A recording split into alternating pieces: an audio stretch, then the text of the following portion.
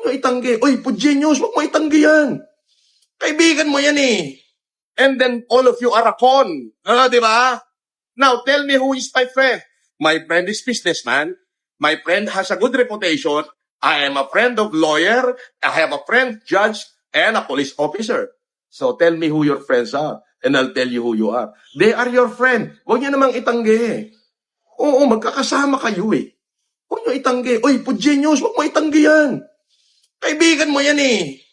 Oo, ikaw nga nagsabi, kaibigan mo yan eh. Ngayon, ilalaglag mo. Huwag kang ganyan. Tingnan mo yung mga supporter ko, kahit anong bira sa akin. Hindi nila ako itinanggi.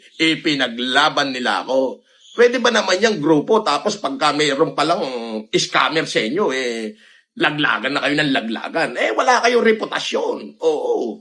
Wala kayong tibay. Di ba? Ala pala kayong tibay. Kasi, tingnan nyo.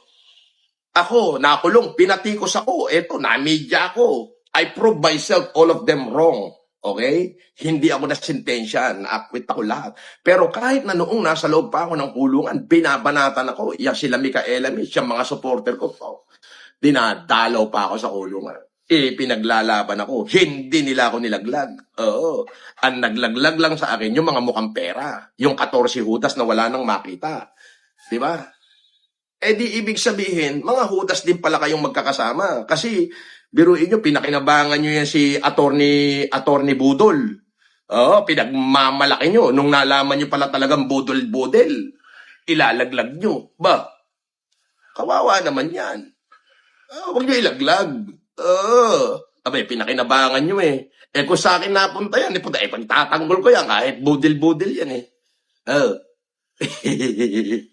Sa talo, no?